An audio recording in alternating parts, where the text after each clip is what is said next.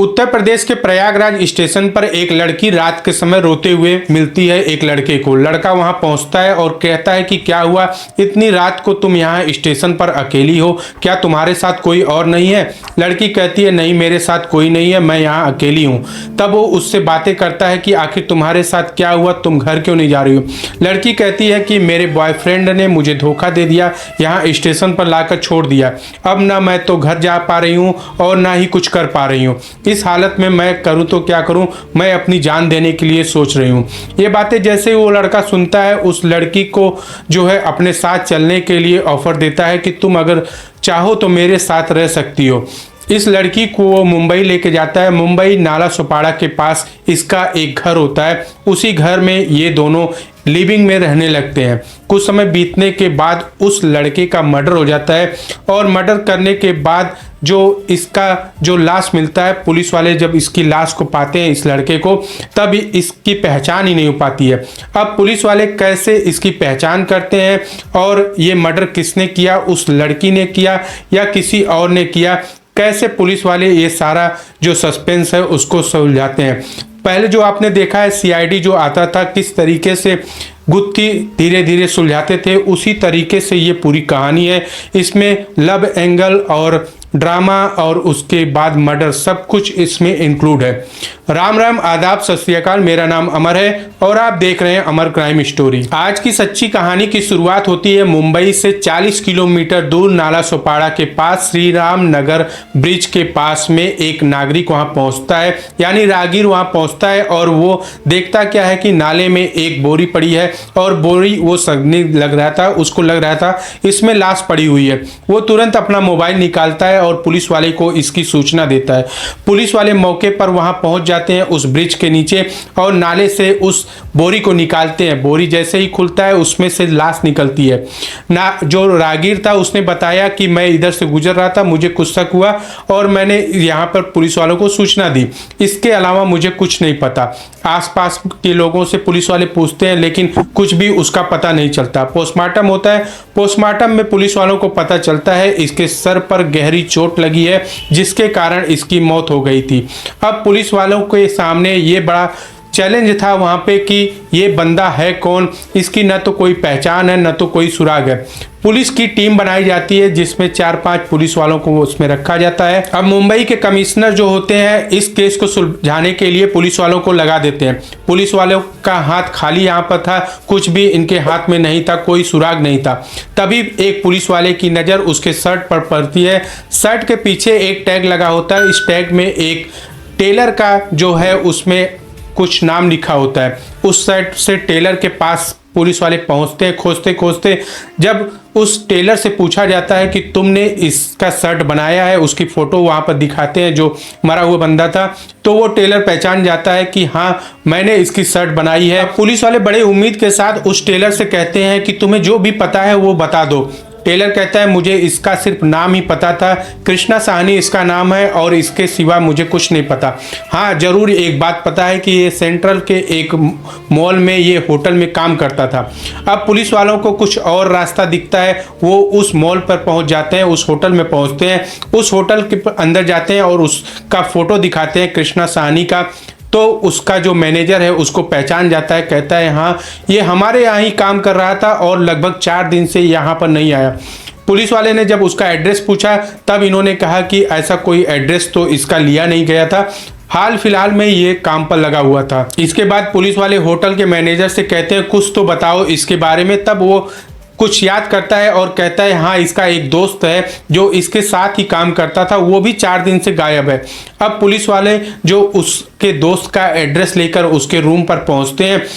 शादी वर्दी में पुलिस वाले होते हैं, दरवाज़ा खटखटाते हैं और जो दोस्त उसका होता है वो दरवाज़ा खोलता है। पुलिस को देखकर वो घबरा जाता है जब ये समझता है कि ये पुलिस वाले हैं। अब पुलिस वाले उसको रूम के अंदर ले जाके बैठा लेते हैं और उससे बातें करते हैं कि कृष्णा साहनी कहाँ है। ये घबरा जाता है कि कृष्णा साहनी तो जो उसके साथ काम कर रहा था वही बंदा। ये जो लड़का है घबरा जाता है और कहता है कृष्णा साहनी तो 4 दिन पहले साहब मुझे मिला था, मुझे काफ़ी बुखार है जिसकी वजह से मैं काम पर नहीं जा रहा हूँ, आप चाहे तो चेक कर लीजिए। जब ये पुलिस वाले उसके हाथ को देखते हैं, छूते हैं, तो उसको लगता है कि इसको बहुत तगड़ी बुखार है। अब वो कहता है कि साहब एक लड़की ज्योति नाम की है जिसके साथ कृष्णा साहनी एक घर में रहता है। उस लड़की का जो वहाँ पर रहना था उसका एड्रेस वो बताता है और साथ ही साथ उसका मोबाइल नंबर भी देता है। अब इसका जो मोबाइल नंबर ज्योति का मिल जाता है तो पुलिस वाले इसके नंबर को सर्विलांस पे लगाते हैं। उसके बाद इसके कॉल डिटेल को चेक करते हैं तो पता चलता है कि इसके नंबर पर कई बार बाहर से फ़ोन आता था और कुछ ऐसे अननोन नंबर से भी फ़ोन आता था। पुलिस वाले उसके पास जब पहुंचते हैं, उस एड्रेस पर पहुंचते हैं जहां से इसको फ़ोन किया गया था, तब वहां पर एक महिला मिलती है। कहती है कि साहब ये तो मेरा नंबर है लेकिन मैं कृष्णा साहनी को नहीं जानती हूँ। मेरे यहाँ एक ज्योति नाम की लड़की आती है जो ऊपर वाले रूम में रहती है, वही मेरा एक दिन मोबाइल लेकर इस तरीके से ऐसे बातें कर रही थी। शायद वही इस लड़की जो है वही इसका पता बता सकती है। अब पुलिस वाले ऊपर वाले रूम में जाते हैं और देखते हैं दरवाज़ा लॉक है। यहाँ पर उस पड़ोसियों को और उस जो लेडीज़ थी उसको लेकर जाते हैं और दरवाज़ा तोड़वाते हैं। तब अंदर जब पुलिस वाले जाते हैं तो वहाँ पर दिखता है कि ताज़ा ताज़ा पूरे रूम में पेंट हुआ है। पुलिस वालों को समझते देर नहीं लगती है कि यहाँ पर रूम पैक है और पेंट हुआ है। जब पुलिस इधर उधर खंगालती है तो बाथरूम में जाती है, बाथरूम में जो है ब्लड मिलता है। अब पुलिस वाले पुख्ता यकीन हो जाता है कि इसी कमरे में यहाँ पर मर्डर हुआ है। ज्योति का कुछ पता नहीं चल रहा था। अब यहाँ पर ज्योति को खोजना ही बड़ा मुश्किल था कि ज्योति का अगर पता चल जाए तो ये मर्डर का जो पूरा गेम है, पूरा प्लान है, ये सुलझ जाएगा। अब पुलिस वाले आसपास के सीसीटीवी खंगालने लगते हैं जिसमें दिखता है कि ज्योति जो है एक लड़के के साथ बाइक में बोरी रखकर जा रही है। अब पुलिस वाले ये जानने में देर नहीं करते हैं कि वही वो बोरी है जिससे लाश, कृष्णा की लाश जो है ठिकाने लगाई गई थी। उसमें एक लड़का जो दिखता है उसकी पहचान करते हैं पुलिस वाले और उस लड़के के पास पुलिस वाले पहुंच जाते हैं। वो लड़का पुलिस वालों को देखकर भागने लगता है, तभी पुलिस वाले पकड़ लेते हैं और कहते हैं कि तुम इस कत्ल में शामिल हो, तुम्हें जो भी पता है वो सही सही बता दो। वो लड़का कहता है साहब मुझे कुछ नहीं पता, मुख्तार नाम का एक लड़का जिसने मुझे पैसे दिया था कि वहाँ पर जाओ एक लड़की के साथ लाश ठिकाने लगाना है, बस मुझे इतना ही पता था। अब वहाँ पर एक नाम और निकल आता है पुलिस वालों के सामने, मुख्तार। अब उस लड़के से पुलिस वालों को मुख्तार का भी नंबर मिल जाता है, यहाँ ज्योति का भी नंबर मिला था। अब इन दोनों को सर्विलांस पे लगा दिया जाता है और पुलिस वाले उस लड़के को कहते हैं कि जब भी तुमसे अगर संपर्क करता है मुख्तार या ज्योति तो तुम मुझे इन्फॉर्मेशन दोगे। लगभग 1 महीने बाद जो है मुख्तार उस लड़के को फ़ोन करता है और कहता है दोस्त मेरे पास पैसे ख़त्म हो गए हैं, हम दोनों यहाँ पर रुके हुए हैं। इस तरीके से वो अपना एड्रेस बता देता है। वहाँ पे कहता है कि यहाँ पर हम हैं और मुझे पैसे की ज़रूरत है। वो उसका दोस्त जो होता है मुख्तार का, वो कहता है ठीक है मैं वहाँ पर पहुँच कर तुम्हें पैसे दे दूँगा। ये तुरंत वहाँ पर से पुलिस वाले के पास जाता है, पुलिस वालों को बताता है कि किस तरीके से उसके पास फ़ोन आया था। पुलिस अपनी टीम बनाती है और उस एड्रेस पर पहुँचती है। वो एड्रेस होता है गाजियाबाद में एक होटल का। उस होटल में पुलिस छापा मारती है और वहां से मुख्तार और ज्योति दोनों को पकड़ लेती है। अब ज्योति पकड़ में आ गई थी तो पूरा राज समझ लीजिए खुल गया था। ज्योति से जब पुलिस वाले पूछते हैं कि तुमने कृष्णा का मर्डर क्यों किया, तब ज्योति पूरी कहानी जो बताती है उसको सुनने के बाद लोग आश्चर्यचकित हो जाते हैं। दरअसल प्रयागराज स्टेशन पर जो मैंने आपको पहले बताया था, उसी स्टेशन पर ज्योति और कृष्णा की मुलाकात होती है। उसके बाद कृष्णा जो है ज्योति को लेकर मुंबई आ जाता है अपने घर पर और वहाँ दोनों साथ में रहने लगते हैं। कुछ काम के लिए वो लड़का जो कृष्णा था वो यहाँ पर प्रयागराज के लिए आता है और जगह जगह रेलवे स्टेशन और रोड पर देखता है ज्योति का फोटो लगा हुआ है और वहाँ पर 1 लाख रुपए का इनाम था। अब इस चीज़ की लालच से वो उस नंबर पर फ़ोन कर देता है, कहता है कि जिस लड़की को आप लोग ढूंढ रहे हैं वो लड़की मुंबई में है, मैं वहाँ पर उसी के पास में ही रहता हूँ, मैं वहाँ पहुँचूंगा, आपको फ़ोन करूँगा, आप लोग वहाँ तुरंत आ जाना। उसके बाद वो नंबर स्विच ऑफ कर देता है। अब कुछ दिन बाद कृष्णा जो है अपना काम निपटाकर मुंबई पहुँच जाता है। उसके बाद शराब के नशे में ज्योति से बात कर रहा होता है।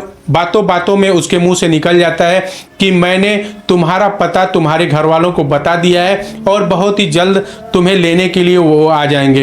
ये सुनते ही ज्योति काफ़ी गुस्सा हो जाती है और इन दोनों में बहुत वाद विवाद होता है, लड़ाई होने लगती है। अब इसके बाद सुबह होती है, कृष्णा को जो है अपनी गलती का एहसास होता है और ये दोनों अपना रूम बदल देते हैं, दूसरी जगह रहने लगते हैं और उस नंबर को ब्लॉक कर देते हैं। इधर कृष्णा जो है काम पर चला जाता है। ज्योति जो होती है मुख्तार नाम के एक लड़के के संपर्क में आ जाती है, वो उससे प्यार करने लगती है। अब कहीं ना कहीं ज्योति के दिमाग में टीस था कि इसने कुछ पैसे के लिए उसके धोखा दे दिया, उसके साथ गद्दारी कर दी। एक दिन कृष्णा जो है काम से लौटता है, उसके बाद ज्योति से हंस हंस के बातें करता है, खुश होकर बातें करता है, उसके साथ शारीरिक संबंध बनाना चाहता है, लेकिन ज्योति जो गुस्से में थी वो उसका कुछ भी नहीं सुन रही थी और उसको मना कर देती है। इधर ज्योति जो है मौके की तलाश कर रही थी और उसको मौका मिल जाता है। उसने अपने नए बॉयफ्रेंड मुख्तार को फोन कर दिया और कहा तुम जल्दी से जल्दी यहाँ मेरे रूम पर आ जाओ। मुख्तार तुरंत उसके रूम पर आ जाता है। उसके बाद इसका जो कृष्णा है उसके ऊपर ये लोग हथौड़े से वार कर देते हैं, उसके सिर पर सोया हुआ था वो सोया ही रह जाता है। इसके बाद मुख्तार चला जाता है और एक लड़के को बेचता है। अब ये दोनों लोग बोरी में भर के ज्योति पीछे बैठ जाती है, उसको ले जाके नाला सोपाड़ा के पास में एक गटर के इसको डाल देते हैं, वहां से ये लोग भाग जाते हैं। लेकिन यहाँ मुंबई पुलिस की तारीफ करनी चाहिए, स्टेप बाय स्टेप इन्होंने कैसे यहाँ पर केस को सॉल्व किया, ये अपने आप में काबिलिए तारीफ है।